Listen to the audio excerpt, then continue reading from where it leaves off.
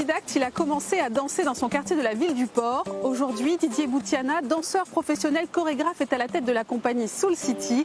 Il vit de son art et aime transmettre son savoir-faire. Nous le retrouvons ici, à Saint-Paul.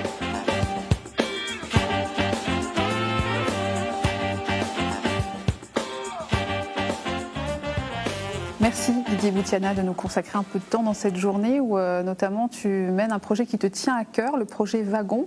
Qu'est-ce que c'est exactement ? Wagon, en fait, c'est un projet où ça emmène un groupe de jeunes à suivre un programme artistique et éducatif pendant 9 mois avec ma compagnie qui s'appelle Soul City. Pour moi, il était important de construire ce projet parce qu'en fait, elle aide les jeunes à s'émanciper, à découvrir autre chose, à découvrir le monde du spectacle, à changer un peu leur vision de la danse, par exemple, chez les garçons.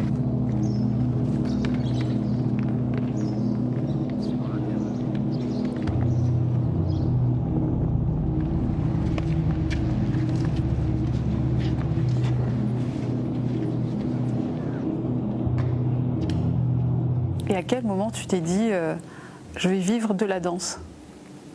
Je crois que c'est tombé sur moi et avec le temps, je me dis, c'est à travers les yeux des autres que je me suis construit.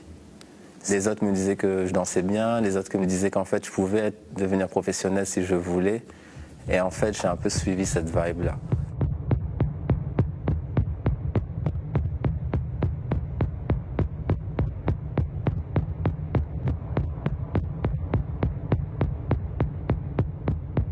Tu as fait ta première pièce Cagnard en 2017. Qu'est-ce qui t'a inspiré sur ce projet-là ? C'est surtout mon premier solo. Et en fait, pour un chorégraphe, pour un danseur, c'est un acte artistique un peu fort de notre carrière, en fait. Qu'est-ce qui m'a inspiré, en fait, c'est ma vie. Après, je ne suis pas un cagnard, hein. Je suis loin d'être un cagnard. Après, il y avait peut-être un autre message, justement, que tu voulais porter en positionnant ça.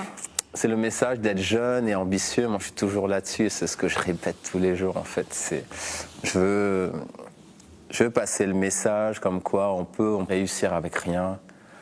On peut réussir malgré un début de parcours difficile. Ou moi qui habitais au Port, dans un quartier qui s'appelle la Cité RN4, j'ai envie de prouver qu'en fait, on peut faire des choses en partant de là.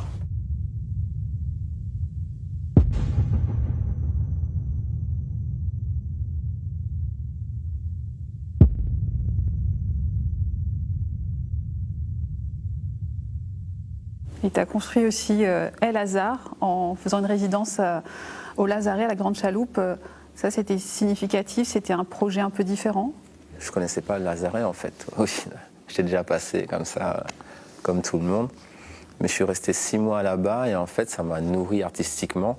Et même aujourd'hui, je sens encore les traces de ce passage au Lazaret dans mon corps. Et avec ça, on met de l'importance sur le fait de transmettre ces valeurs, de transmettre l'histoire aux jeunes.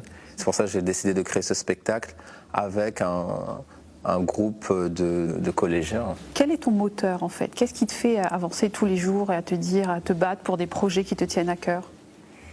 Et je pense en réfléchissant maintenant que mon passage en Afrique du Sud, ça m'a beaucoup marqué. Je suis resté 3 ans en Afrique du Sud, avec des allers-retours à La Réunion, hein, mais pendant 3 ans, je faisais plein d'allers-retours à Durban. Et en fait, j'ai vu l'ambition des danseurs là-bas.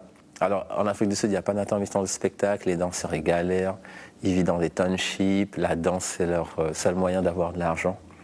Et je crois que d'avoir cette réalité-là, quand j'avais 22 ans, et ben ça a fait ma base, en fait.